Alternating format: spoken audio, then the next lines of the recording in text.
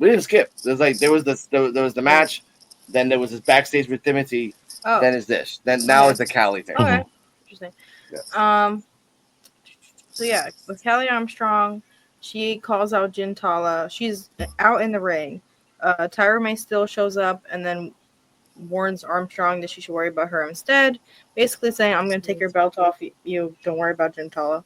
And then Jin Tala comes out in like this all black bodysuit situation going on. And Armstrong accepts a match with Jin Tala for the belt. Basically, she's like, "You want me? I want the belt. Let's do it." Yeah, and the segment ends with Jin Tala standing alongside the champion. So basically, Tyra May still came out and then immediately got squashed. But here's the thing, though. Jin Tala attacked Tyra May and then attacked Callie Armstrong. And then Callie Armstrong tried to do a la Bianca Belair, Charlotte Flair, like, you don't even go here type of thing, because she says, and I quote, after Tyra May Steele says all her shit, "Tyra, don't nobody know who you are." I'm like, damn. Oh yeah, they did go back and forth. Damn. A little bit. Yeah. That was dirty. That wasn't dirty, man. Because and then Tyra May Steele's like, "Oh yeah, you don't know who I am? You gotta find out who I am." I'm like, "Oh, there's a female. It's a woman, Shawn Legacy, and this. All right, that's great. Yippee, we got one of those now." But the fact that, and again, this is still before Jin Tala cut her hair, which is like 2 weeks ago. So we're still in the tapings before the new haircut from Jin Tala. Jin Tala destroyed an Olympian and an Evolved champion. EOD 33, your thoughts on that? Holy shit! All right.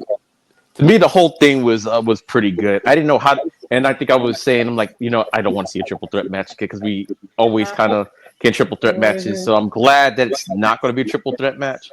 But man, Tyra May still got so disrespected on this segment. I'm like, because technically she is the number one contender. Like they went around it, but she won the triple threat match to be the number one contender. So she does have a legit claim to go after that title before anybody else. Callie Armstrong wasn't trying to hear any of that. I'm like, to say that, like, no one cares who she is. I was like, to add a little bit more, Callie Armstrong said this, and I quote, "Tyra, don't nobody care about that you won LFG." Oh yeah, I remember she said that later. Yeah, she said that later.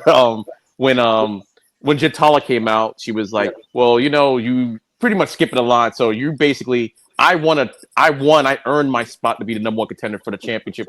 You just went around taking out people, so now you just automatically want a shot." Callie still wants a piece of her anyway because she tried to take her out, and then that's what she said. No one cares that you won LFG. I'm like, come on. He said, "You could, yeah," because she said, "I won LFG. You just got eliminated." She should have just said, "I won a triple threat and earned my number one contender spot." But yeah, Callie Armstrong, she's doing that Twitter thing because she is kind of a good heel. And I think Tyra May Steele, I think she's about to become a heel. Somehow, this whole thing, she's getting disrespected. I think I was saying it before. She should be like a Kurt Angle-ish type of. And I think you're starting to see it a little bit more here. But yeah, she got straight disrespected this entire segment. And she still doesn't get the match next week because it's official Callie Armstrong and Jin Tala next week for the belt. So, wow. Before we get to Chewy and Terrell, Cardi M said something about that too. Like most likely Tyra May Steele will kind of jump in at the next week's match and kind of like first off be like yeah. That. I definitely see that happen. Jin Tala should have said, "I'm glad I didn't win LFG because I'm going after Tyra May next week, and you're not. I mean, I'm going after Callie. You're not next week. So who really won in this match?" Yeah. That should have Jin Tala listen to us, please. And the contract really was supposed to be for NXT, but you're down here in Evolve. Yeah. Anyway, like you're in the same spot that I'm in, and you won. So and I got a title shot before you got one. So that is still disrespectful. Okay. Oh my God, I was talking about that bastard. Ceejaywolfy and Terrell, your thoughts on this confrontation? Again, I give this and actually shout out to Terrell, giving this an S, just because. Because I mean, great. Yeah, it was really good. Like an A. It was an A segment. A segment. Yeah, it was A segment. Callie's copying fucking Bianca, so I respect that. Yeah, the promo was amazing. The promo had very good highlights, and they all came for each other. Mm-hmm. Now, the thing that I want to point out is that Kelly Armstrong, to me, is going the old school route. And the reason why I say that is she has a list, and she know who's been naughty, and she know who's been nice. She's going in order. And we've noticed this from the beginning of Evolve. She's literally checking off her list. Okay, see, you number one contender, but I got to get her first because she attacked me. Mm-hmm. I don't care about nothing you talking about, just like what EOD said. I'm going in order because I'm the champion. Yeah. I make the call. It ain't nobody coming out and telling them like Stevie Turner like coming out there and telling them like, okay, this is what we gonna do. No, Callie is like, no, this is what I'm gonna do.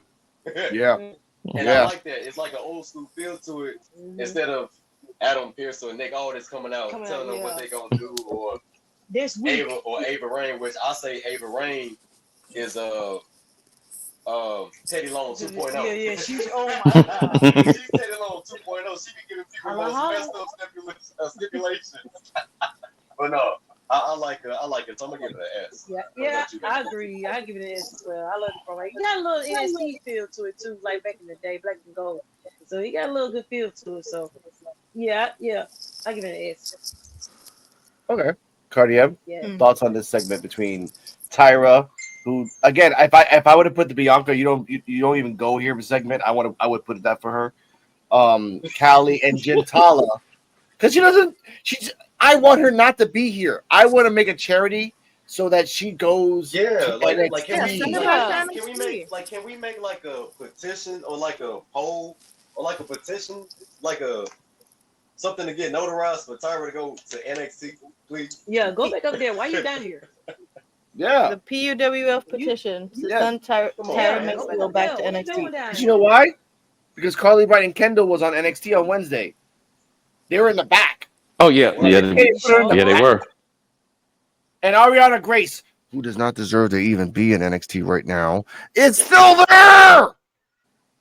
Well, she got a match tonight. Damn. I think on TNA.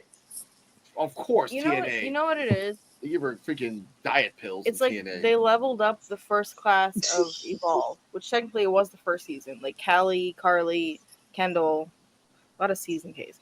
Anyway, and they sent them all up to NXT, and now it's like they have a void to fill. So like, all right, let's bring in some people from NXT onto Evolve, and which by the way, EOD, you gotta feel like the pain in your heart because they're pushing Callie in NXT, but they're not pushing Jackson Drake. I know. I know.